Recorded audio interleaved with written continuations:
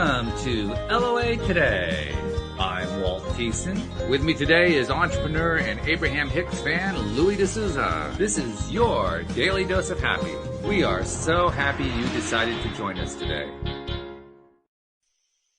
She's not able to join us this week, but she will hopefully be back next week, and we will look forward to that. Louis is chilling with his Alps background. I presume that's an Alpine background that you're showing. Isn't that what that is? Yeah, that's Austria, isn't it? Austrian Alps. Yeah, right. Okay. So he's chilling as usual. It's kind of a cool look. I mean, obviously most of our listeners are audio only, so they can't see it. But he's got this T-shirt on with the Alps, the snowy Alps behind him. It's like, what a contrast! I like that. And we have a special guest joining us today. She actually lives in the same state that I do, although she's currently in Florida. So I think she's kind of a bit of a snowbird too. But she's a life coach.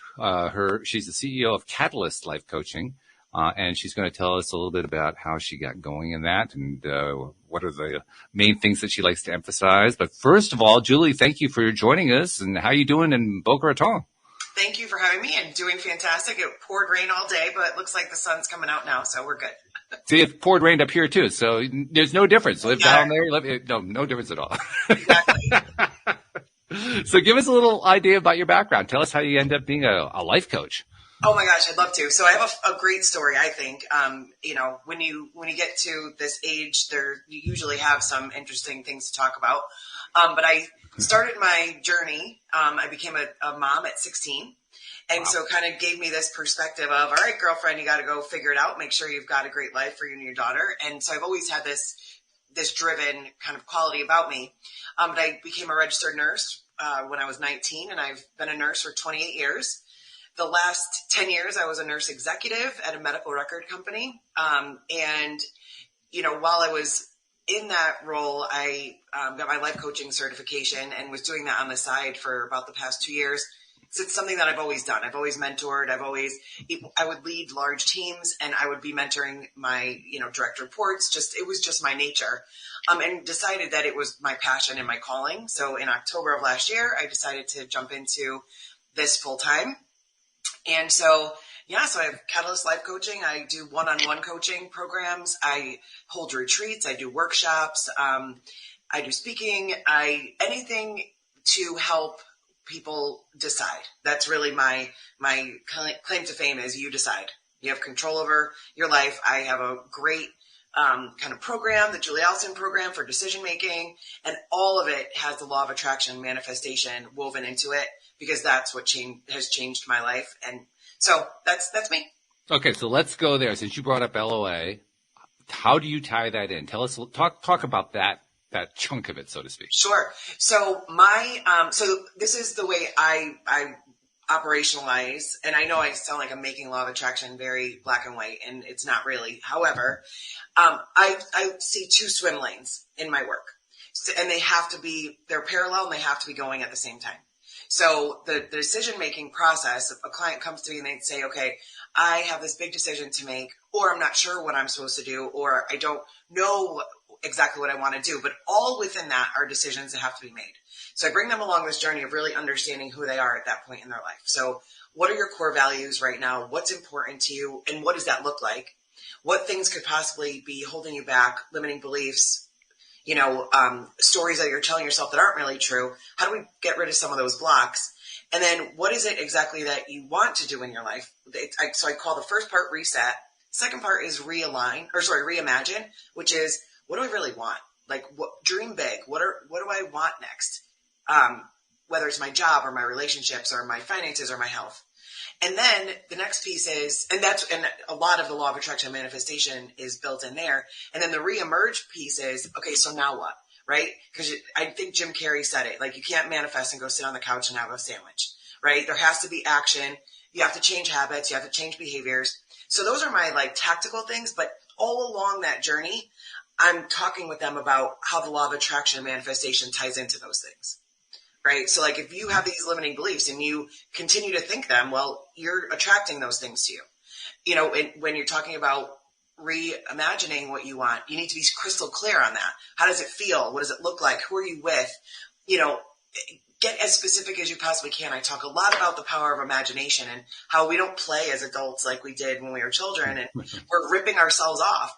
And then again, the reemerge piece is just as it is. It's like putting it out there and believing that if you take these actions, then it's just putting you in a better position to manifest those things. So that's my program. Okay, very good. So kind of following along on the same theme, when you mentioned like the 3 to 4 main areas that kind of cover almost all people in terms of what they tend to want to be interested in or tend to be interested in when they're exploring law of attraction. There's money, or, careers actually kind of is an adjunct to that, relationships, health. Most life coaches that I have encountered and talked with, and there have been quite a few of them, tend to find themselves tending to focus in one particular area just because that's where their clientele, for whatever reason, tends to come from. Do you find that same thing, or are you really covering all the areas? I have covered all the areas, but when I look at, and I guess like the evidence is the best place to look, most of my clients, a large percentage, it's career, it's business, career and business. So a lot of my clients are either executives or professionals looking to make a change in their career, like, and that maybe shift completely or, go for the next level, what have you. Or they are entrepreneurs or business owners that are looking to pivot or augment. So that's where a lot of it comes in. And then, of course, I believe as a nurse, and it doesn't necessarily have to be a nurse to believe this, but as a nurse, I'm very much about holistic approach. And I also believe that if you are doing all of this work in your career and in your business, but some other areas of your life are just really not going well, then that's also not okay. So that's why we look at the wheel of life. We look at, all the areas, all your core values. And if you're not aligned in your relationships, but you're manifesting in your career, there could be conflict there. And so it's like at least exploring it to see if there's work that we need to do there as well. And you mentioned Wheel of Life. I believe you have actually a program on your website with that name. But talk about what Wheel of Life, what that phrase means to you in the context of what you're doing. Sure. So as I was saying, one of the things I do with my clients it's the beginning of our work together, is to talk about their core values. So our core values definitely evolve, change based on where we are in our life experiences. So I encourage people to at least do a kind of recap once a year. Like whether it doesn't matter when, but at least look and say, okay, are these still my core values? And what about those core values is still true? So for instance, a core value could be health your entire life. But when you're 22 years old, what health looks like to you might be 6-pack abs. And when you're 54, it might look like a really good hemoglobin A1C and not being on cholesterol meds. So you have to understand not only what those core values are, but what is the meat and potatoes underneath those. And so once you identify what those core values are, the Wheel of Life helps you to evaluate your satisfaction in those different areas. So career, love, health, spirituality, whatever is important to you. Go ahead. No, see, the reason for doing that is not to necessarily say, oh, look, my score is 2 in career. Well, then I better fix that. No, it's really a matter of, okay, look at the whole thing holistically. Take a step back and say, all right, well, my satisfaction in my career is a 2. However, my top core value is my family. And because of my career, even though I don't love what I'm doing right now, I'm making great money. I have amazing flexibility. And so those are the things that allow me to be very satisfied with my family. And that's what's most important. So for the next 2 years, I'm okay with those numbers, right? It can also have you say, okay, well, I am dissatisfied. Maybe I want to do something there. But again, it's just to make the picture more clear. Okay, so in the interest of clarity, I want to explore more specifically how you're using this concept of the Wheel of Life in your program. And I know you have this what do you call it, a discovery thing? I'm not sure what you call it. Mm-hmm. Yeah. Okay, on your website by the name of Wheel of Life. So the metaphor of Wheel of Life, how are you using it in that little exercise thing that's on the website? Let's use that as a starting point, and then we can tie it into what you're doing with your practice. Sure. So the Wheel of Life is actually, it's a worksheet, right? So that they print it out and there's directions and, things to consider and all that. And so once they've scored all those areas, that's a tool that we use in the coaching process to have those conversations. And again, I am very clear and encouraging about, this is not a judgment. This is not like, oh shoot, man, I put 6, I feel like I'm really at a 5, say in like family, and I shouldn't feel that way because my family is fantastic. Well, no, this is not for anybody's eyes but your own. Put what's true, and then let's talk about, like, let's dig a little bit into the why, right? And then that way you can decide, is it something I need to address? Is it not? But it helps you to make very emotionally intelligent decisions about where you're going to go next. So unlike, for instance, the Abraham Hicks process called the focus wheel, which is designed to help you focus in on a particular thing that you're trying to manifest, this is more of I guess you call it a diagnostic tool to kind of identify where the person is at that particular point, so you can help them wherever they're going. It's more along that direction. Correct. Mm-hmm. Okay, that makes sense to me. Yeah. So, all right. Well, that gives us a little bit of the lay of the land. And Louis, you've been listening attentively. Is there anything jumping out at you that you want to address yet? Nothing overly much. My wife's also a nurse. Not really. I mean, it sounds great. It really does. It sounds rewarding too. Very. Mm-hmm. I mean, because your enthusiasm is coming through. That's where I see the rewarding part being. Yeah. You're so enthusiastic about explaining what it is that you're doing, and just saying, "Oh, I'm doing this, and we got this thing," and blah blah blah blah blah. I mean, it's just pouring out of you. So because it works, I just see it work, and that makes me so happy. Not for me, but for those that I can serve, and then it just to see my clients have a breakthrough. And they're just like, oh my God, I never even thought of that. Or, some of them come to me and really haven't leveraged the law of attraction or bought into a lot of those concepts. And, my answer is, you can buy into it or not. It's there. So that's again, you decide. Look, you can see you probably can't see it because I have my thing on, but you decide, that's my logo. It's on everything. And, so I said, you can, either way, it's working. Mm-hmm. You can leverage it or not. So, but I'd love to see that like aha moment of, all right, I hear what you're saying and I see what's going on here. So one of the themes that often comes up here on the program when talking with people who are professional life coaches is the theme of the life coach themselves having been through some kind of a trauma or some sort of a difficult challenge or something like that happened in their life, and they ended up leveraging that after they came through the other side and saying, whoa, I just learned something really great. I got to share it with the world. And that's my motivation for becoming a life coach. I'm not really hearing that in your story. Is that not part of your story? So I think what fuels my work is not trauma so much as evidence that the law of attraction and manifestation work. Okay. And the tools that I've used in my life to make decisions that have proven to be extremely solid. So it's like, I think, yes, for most coaches, and myself included, you have to be some steps ahead of the clients that you're helping. So that means you either have had to gone through that trial, that trauma or whatever, or you've had these learnings that you've now gotten to a place where you feel comfortable to say, come with me. I did it. I can show you how to do it. Right. And that's where mine comes from. Cause like, look, okay.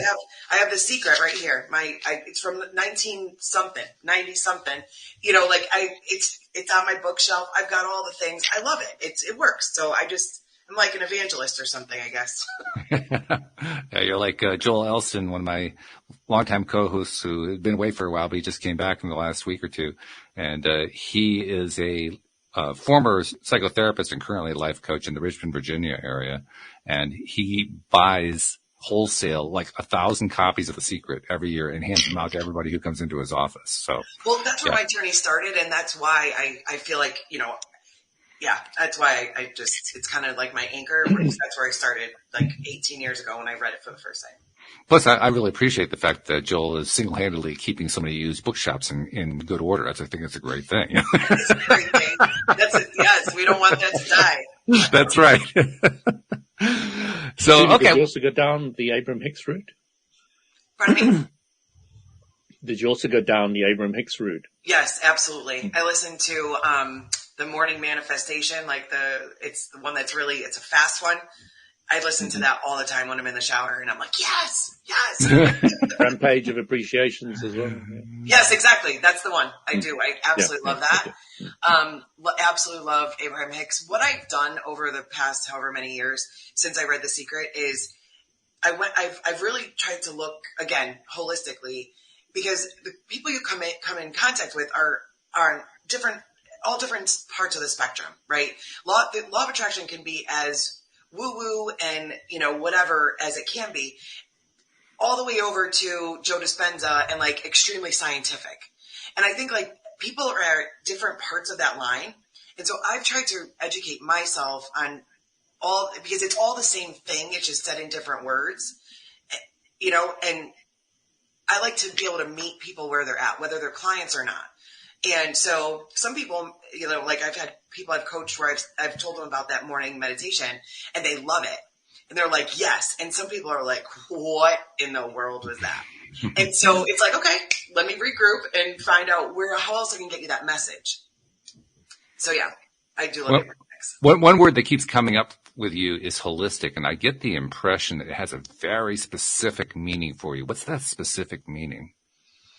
Well, it all started from, I think, my nursing career when I was taking care of patients, which was like the first 10 years of my career, because you can't deal with a patient's blood sugar and ignore the fact that they're being abused at home, right? You can't take care of a patient like I did hospice for a while. You can't take care of a patient that's dying and not address their grieving wife that's sitting at the bedside. Like, so for me, that's always been how I've approached things. My life, other people's lives, my patients' lives, my employees' lives, right? They can't be the best employee if they are going through things. So how do I help them? Like I was probably the winner of referring people to employee assistance programs because I felt they were so valuable. Like it's there. Like you don't even have to tell me if you use it, but for Pete's sake, go for it, Okay. Yeah. Well, I get that. And I guess if I were to summarize it, then for you, the word holistic is their entire life, all the people involved in their lives, not so much, like holistic is usually used in the health field in terms of, well, let's make it, instead of making it about prescription drugs, let's also make it about diet. It takes a slightly larger, a larger framework, so to speak. But your framework really seems to go beyond that. It seems to be a much broader framework. In my mind, yes. So again, when I have clients that are like, I really want to focus on this, and I will respect that, but ultimately, and I don't tell them what to do, but just in questioning and in looking at things and whatever, they're like, yeah, I probably should talk about that too. we probably should figure out, what direction I want to go in there. But again, I follow my clients' leads, but usually all roads lead to holistic. So essentially, we're in very much the same space in terms of what we do here on the podcast, because this is somewhere around episode 1935 or something like that. I'm not sure what the exact number is, but almost 2,000 episodes. And after the first 400 or 500, you feel like you pretty much covered law of attraction. So what do you do after that? And I decided, well, since the law of attraction touches every area of our lives, then we're going to talk about every area of our lives from now on. And so that became the ongoing theme. Well, you're kind of doing the same thing. It's not just career, it's every area of your life. And we're going to look at all of it, and we're going to see how it all ties in. Yeah. And I love to leverage or have my clients leverage because, some people have never done a vision board, right? And that's not the end all. I get it. It doesn't resonate for everybody, but it does for me. So it's a suggestion I make. And so what I've started to do also is to say to my clients, leverage Pinterest, right?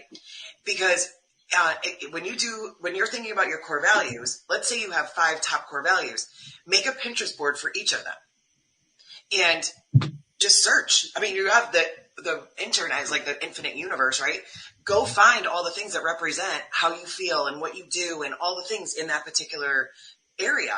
And then take what resonate, keep those and play around. Like that's where I talked about play and imagination. Consider Pinterest like you're put 30 minutes on your calendar where you're just going to go play. You're just going to go shop. Shop for the things you want so the universe knows what the hell it is. And then take the things that resonate most and put those on your vision board. That's your big thing that you can put on your screen, on your phone, whatever. But play. Go deep. Get specific. Very interesting. Play, go deep, get specific. That's quite a combination. It really is. I hear lots of different presentations, and they're all really good. But that's a unique one. Going specific into play. It's an important concept, and it's an important. But not important isn't the right word. I can see where it's a powerful approach. That's really the word I'm looking for. It's powerful. Right. Because when you zero in that way, you're really, you are going in very deep to what it is that I really want as your client. And it's a question we often don't even ask ourselves in detail. No, we don't.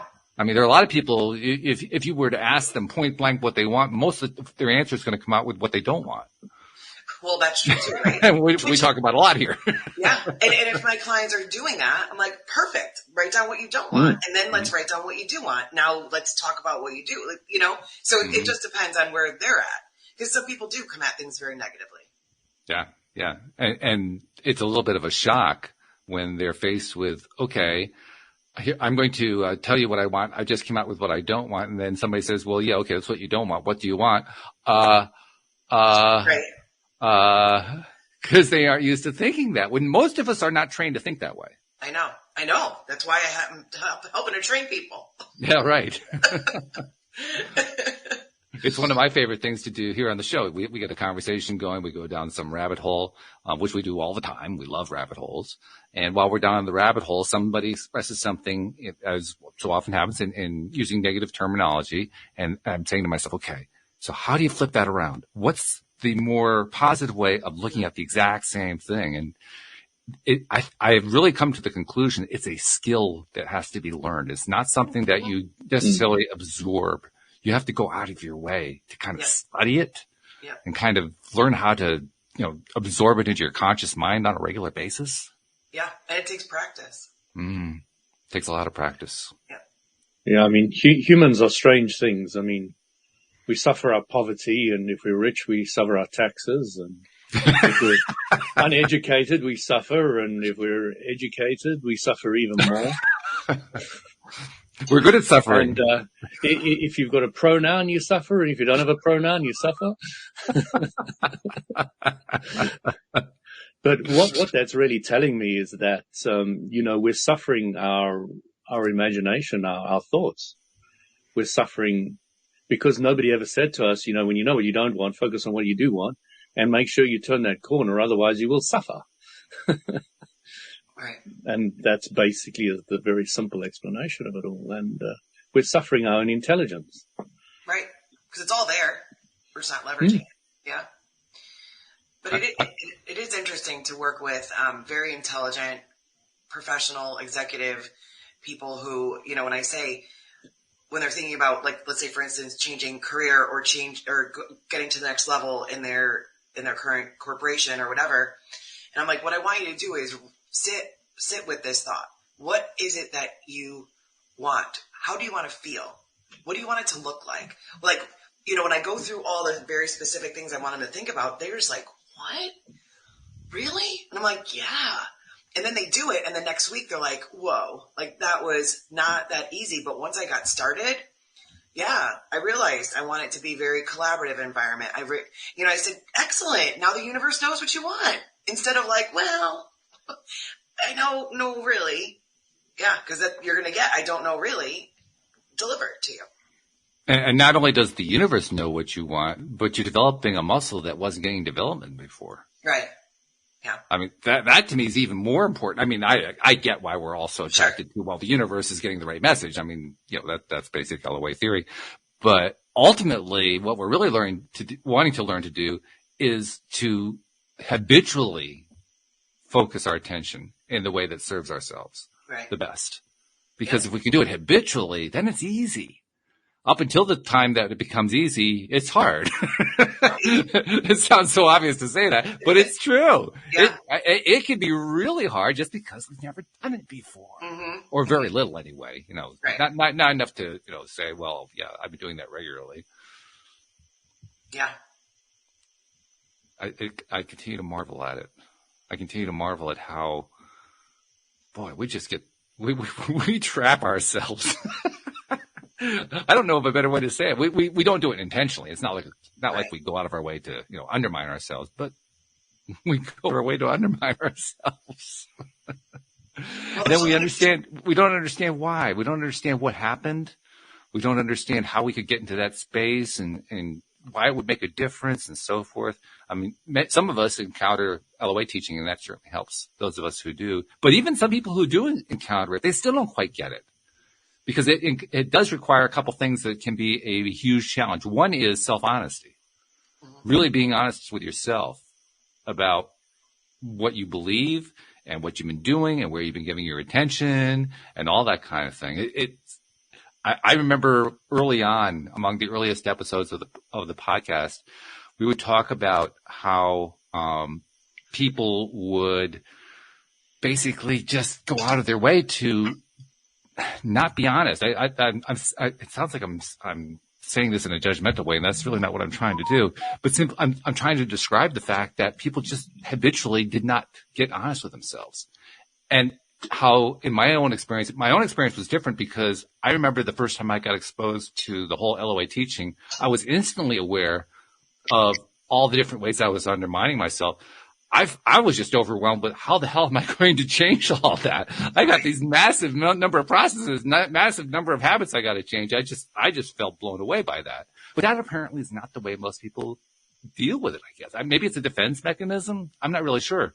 But I would say the majority of people, the first time that the whole LOA concept is presented to them, they find a way to convince themselves that they're not doing those things. They're not causing those problems. They're not undermining themselves. They're not creating their own blocks. They're not.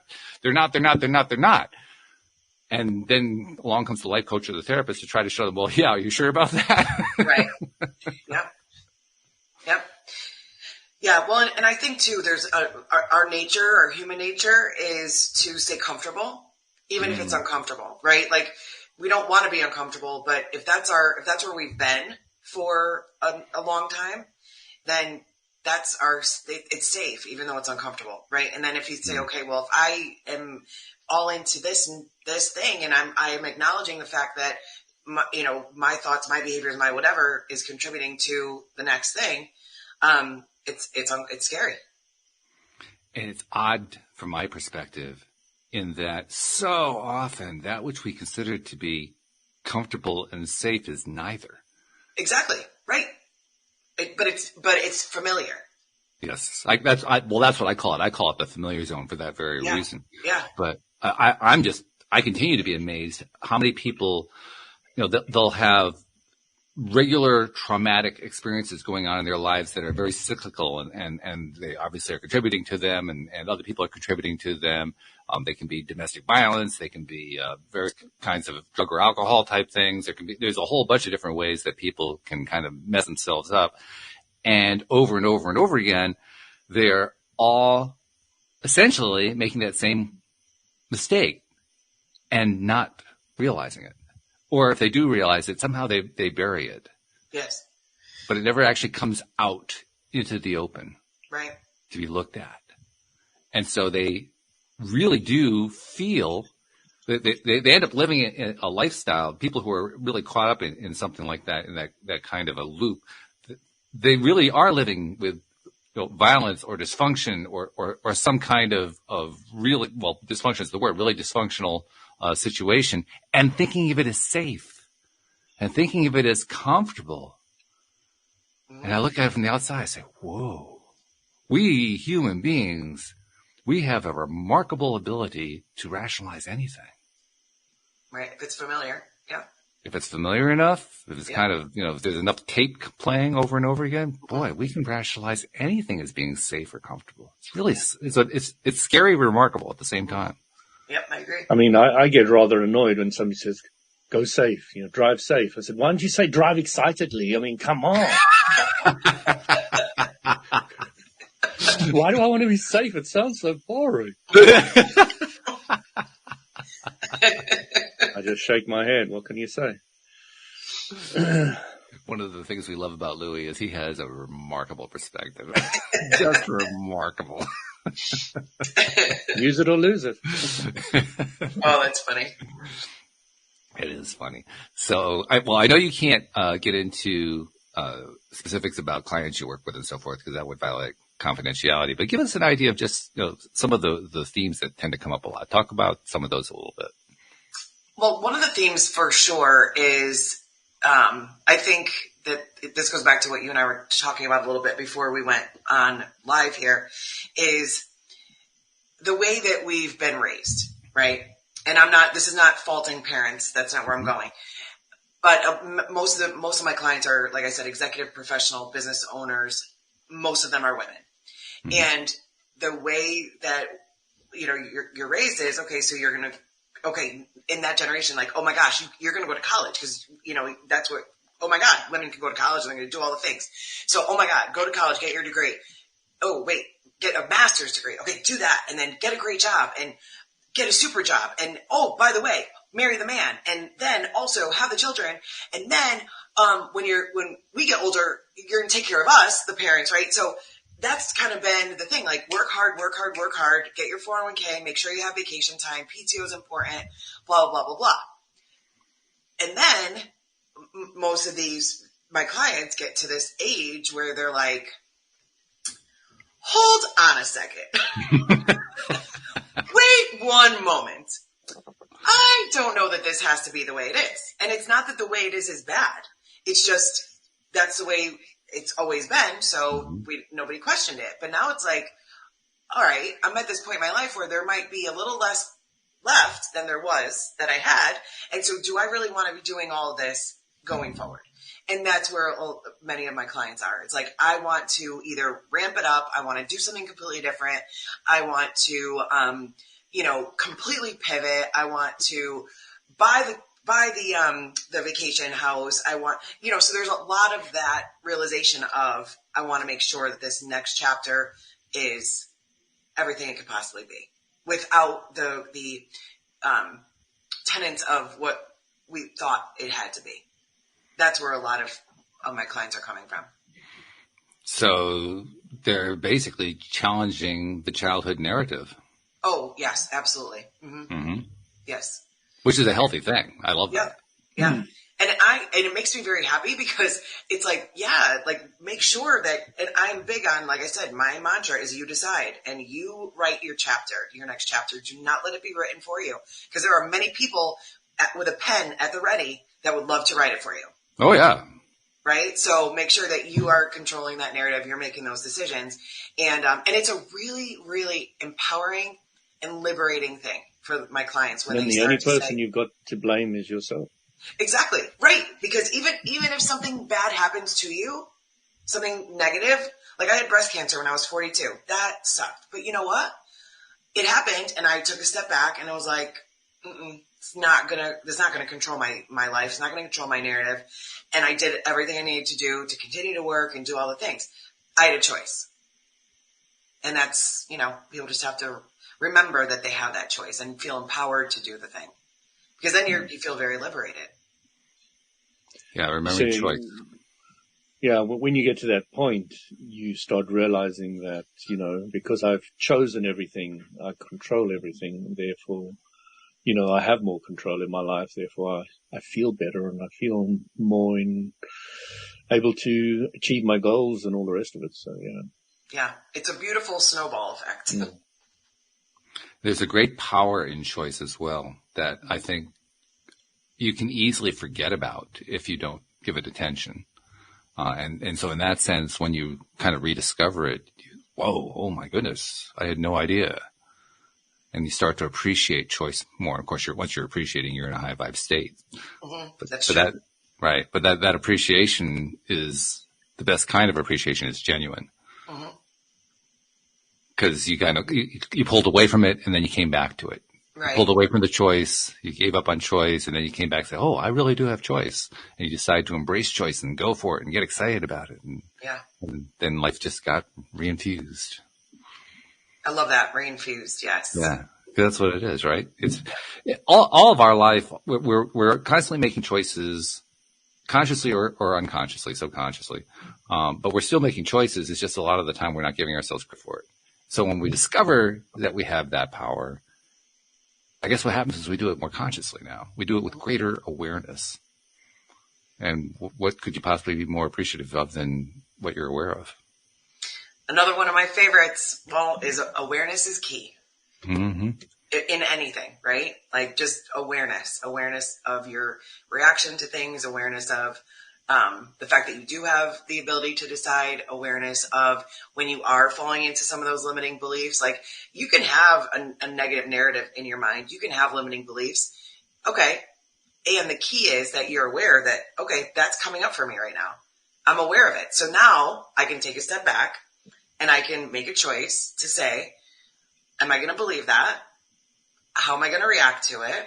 Is it just my this little kid popping up and going but that was my biggest fear. I got you. We're good. And moving on. Right. But it's just awareness of it is it's so valuable. And in that awareness, we also are able to rediscover our ability to choose, because when you have that, when you're aware of what's going on, then you feel like you have choice. Mm-hmm. When you're not aware, you don't feel like you have choice. So, okay. So now we're reestablishing the realm of choice, so to speak. And then it becomes kind of it's like a self-fueling engine at that point. Mm-hmm. Because you start to gain momentum. It starts to build up energy. It starts to build up the momentum and get larger and larger and larger, assuming that you stick with a continuous and consistent approach to how you're going to focus that awareness. Right. The challenge here, I think, is so often we get derailed.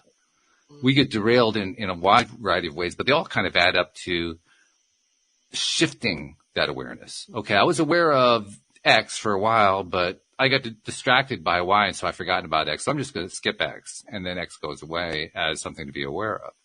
And so we end up as being humans who are basically being drawn to the next shiny thing rather than paying attention to what's really important to us. Yeah, I think what comes to mind for me with that is because, again, it is easy to kind of have that squirrel mentality where it's but that and then that. One of the grounding, and not grounding in a negative way, but grounding thing that I have leveraged that I teach my clients or encourage my clients is daily gratitude. Because if that's something if that gets derailed, then we have a different problem we need to talk about. It doesn't take any time.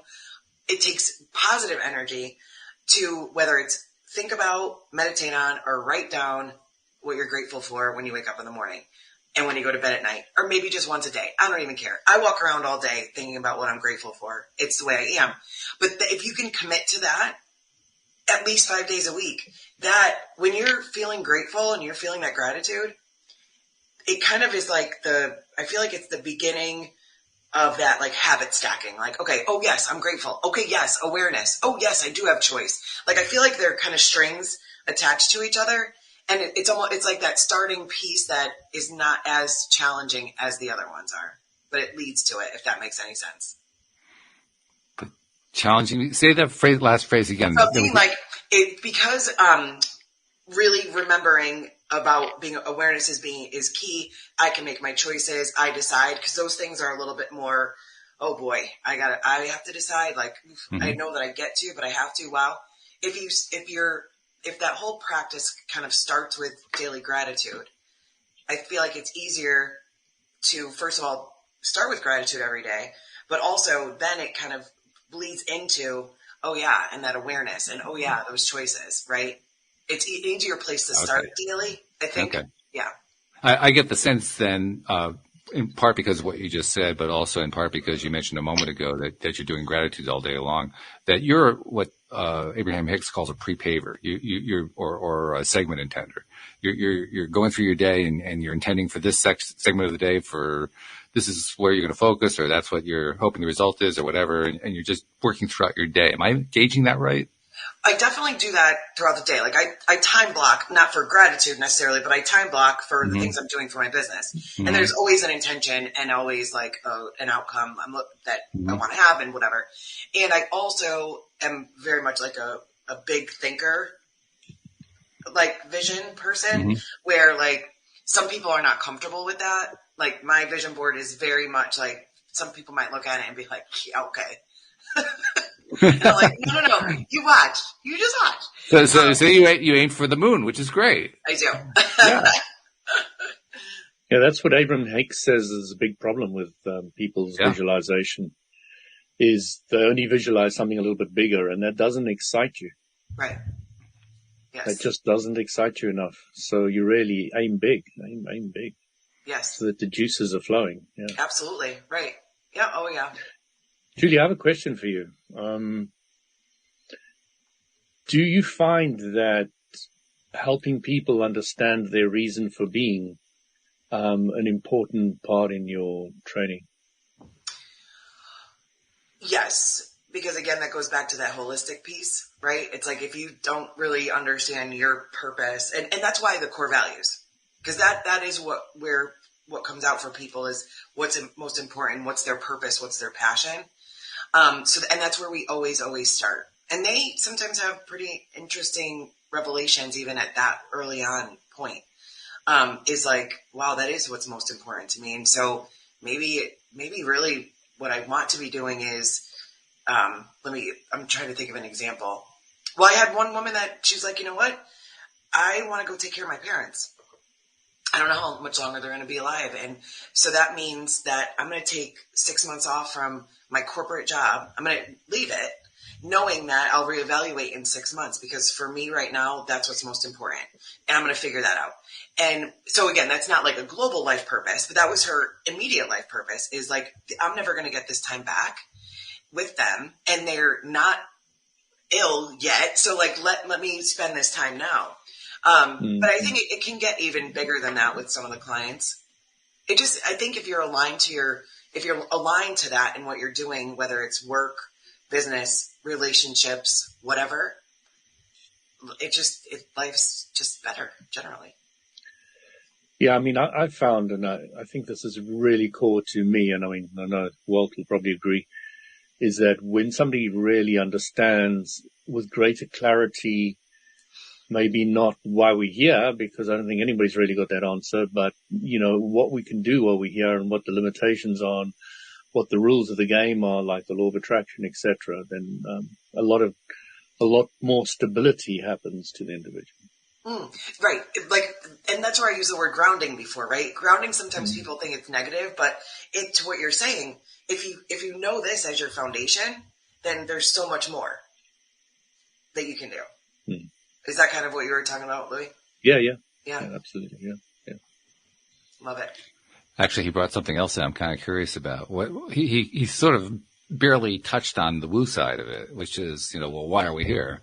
Do you have thoughts on the idea that some people propose that we have either agreements with ourselves or we have planned before we got here what we were going to do with our lives? Some people buy into that. Other people say it's a bunch of nonsense. But do you have a take on that? Are you asking me or Louis? You. Julie. Oh, me. Oh, that's quite a question. I think I'm still learning. Learning. Walt knows my opinion on the subject. I've talked about all kinds of stuff with Louis. I get a good idea of where he's coming from on this one. I mean, I definitely lean towards, like, we're all here for a reason, and it was predetermined. I also am still learning about what exactly that is and what that looks like. So that sounds like a definite great answer. I just feel like it's just a matter of learning more. On my journey, just learning more. I think that it's obvious that that's the case. It's just, how would I articulate that? Yet not. That's my answer. I'm sticking to it. One way I like putting it, Julie, is how much I know is this big, but how much I don't know is infinite. Absolutely. Oh, for sure. Yes. Yes. And I consider the universe an infinite warehouse. Like, and I one of my fun little social media posts I have is, the universe is an infinite Amazon warehouse. Put it in the damn cart. Yep. That's the way I look at it. I'm like, go ahead. Yeah, it's very, very appropriate these days. Right? I know. I'm like, the amount I use Amazon is ridiculous. I have to give Jeff Bezos credit. He named it properly. Amazon is exactly what it is. It's massive. Mm-hmm. It's just, it's huge, and it has completely taken over for now. Although I also have to give him credit for something else. I don't remember exactly how he phrased it, but he basically projected that Amazon's going to be wiped out by some other enterprise in another 30 years or so. So I give him credit for some self-honesty on that. Well, yeah. I mean, most things, right? They get too big, and then it's like, oh, I mean, something happens. Yeah. Mm-hmm. Yeah. That's right. As long as AI is a big up and coming thing by the looks of everything out there. Julie and I robots and AI and Louis, what you don't know is that I experimented today. The first time I experimented with having AI write the description for the promotion of this show. And what I didn't know is that it absolutely and totally screwed up. Did you give it enough parameters, Walt? You have to give it quite a few parameters. I guess the answer is apparently not. Because the answers that it came up with, some of them were great and some of them were like, huh? What? Well, I used it for, my daughter's now making soap, so we wanted a little logo for the website. So I went to Bing because Bing has got ChatGPT. Well, they bought it. Microsoft bought it. So there's a little chat function next to the search, and you can go in there. And I just chatted to the AI, and it created the most beautiful logo. And I said, can I use it for free? And they said, yes, you can, as long as you mention that it was made by Bing somewhere on your website. And now I've got a completely unique logo, which is beautifully done. I mean, really, really nice. Little bubbles of soap. That's everything. fantastic. And I was so impressed, really, really impressed. And it can create code for you. It can do a whole lot of things. It's really impressive. Yeah, it's definitely something that we've got to keep our eye on and play with, I think, is the best thing. Yeah, absolutely. Don't know. Yeah. Yep. I'm a bit concerned about my children because they're learning rote things still. They've still got the old educational system where they have to learn things off by heart, where anything that Google can answer is just really a waste of time to learn it. You must be able to use the information Google can throw at you, right, and put it together and make something out of it all. But to know that information is really irrelevant these days. Right. Yeah, that's what Walt and I were talking about. Just before the show. That's exactly what we were talking about. I'm going to take that. Right. It is, yeah. I'm going to take it one step further here because there's an interesting little rabbit hole I'm spotting, and that is the role of creativity, particularly human creativity. Because you mentioned, Louis, that you had this AI bot create a logo for you. Which I would have paid quite significant amount with all those normal applications which create logos for you. Now, this did it in seconds based on a few words for free and made a nice one. Yeah. And it was the first one I chose that it made. It gave me a few options. And not to mention all the people out there who are professional graphic designers who are creators of logos. And this is part of an ongoing process that has been happening pretty much since the ascent of man, but particularly in the last 200, 300 years since the Industrial Revolution of a creative process being overtaken by a machine process. And so there's a lot of fear that can be generated by a situation like that, where the person who is the creative person can say, well, the machine is taking away my career, is taking away my joy, my thing that I love doing. And in fact, that's kind of something that I identify with, because what I was doing leading up to the creation of this podcast wasn't something I really loved doing, but my career was being taken away at that point by other processes that were coming up in the IT world. And it was disconcerting. I mean, I knew it was happening. I understood why it was happening. I wasn't against it happening, but I was finding myself feeling quite overwhelmed. Like, oh, well, you just wiped out my career. Now what do I do? Of course, that's what leads people like me directly into the hands of people like Julie. I was just going to say, too bad you didn't know me back then. All right.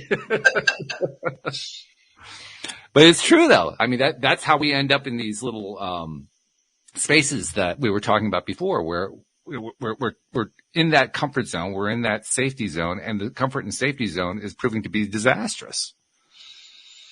And it's scary. And now we have to figure out what we're going to do with that. So, I mean, there are people right now who are, for instance, facing the annihilation of whatever it is they're pursuing as their love because of AI. So somebody like that. I mean, when it comes to technical drawing of buildings, and, you name it. I mean, there's so many jobs that's going to just in seconds and 1,000 times better. You know, taking in all the parameters that you wouldn't even have dreamt of, you know. Right. So if you're one of those millions of people who find that their careers are basically on the line because of what some machine is able to do, I mean, Julie, let's pretend they come to you, you know, they're a client. What do you tell them? I tell them that we're going to talk about their core values. And we're going to identify blocks, and we're going to understand what it is that they really want to do based on those things. Like it's a similar process regardless. Like, cause I can't tell them, oh no, it's not going away. Or that I'm sorry. They're going to be like, well, I'm not paying you to tell me your story. So I would help them go through that process. And there might be something that they never even knew they wanted to do because they never thought of it. But now that that's no longer something, they might be like, well, like I had a client who was a nurse, and all of a sudden she's like, you know what else? I really want to get into real estate because I've always wanted to do some like not property management so much, but like buy properties and, you know, fix them up or do whatever. Like there was this creative side that because she was a nurse, like didn't come up until it came up, and it wouldn't have come up unless, you know, just there was some space held for her to explore these things. So that would be the same thing. Like, okay, yes, this thing that you thought was going to be the rest of your life might be going away. All right, so then let's talk about what's important to you. What do you love? What can you envision? Go to Pinterest, play. It's like, it's so, and I don't want to make it sound simple, but it's really the whole process is like kind of tried and true. As long as the person's willing to do the work. And that's sometimes people are, and that's okay too. Well, plus also what I'm kind of drilling down to here and what we've been talking about is how unlimited creativity is. We tend to get limited in our thinking about what I'm creative about. You know, here's my creative area. And what the process that you described that you do when what are the core values, et cetera, that process is designed to help them really break out of that little box they put themselves into. Absolutely. Yes. Because I mean, the possibilities are endless. Like I said, put it in the damn cart. I think ultimately what this adds up to, especially in an age where information is flowing so rapidly. I mean, I think about, where the information flow was, say, 50 years ago compared to now. It's not even in the same league. And it's going to accelerate even more as time goes on. What we as a species are learning during this curve of accelerated change and accelerated, ability that the technology is giving us, we're learning how to trust our creativity in ways that we didn't know how to do before. And that means breaking through boundaries, but it also means learning that our creativity is endless. And I think we're kind of all facing an existential crisis in a sense, because we do have this fear that if our particular creative endeavor goes away, that's the end of our lives. Or at least metaphorically, that's the end of our lives. When in fact, it's actually an opportunity to expand out even further.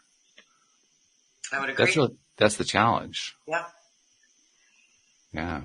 It's a big challenge. I mean, Elon Musk, no, actually it wasn't Elon Musk. It was the guy who's part of the team to create ChatGPT, was saying that, the problem starts when you say to a robot, get rid of all spam. And of course, its logical deduction is let's kill all the humans.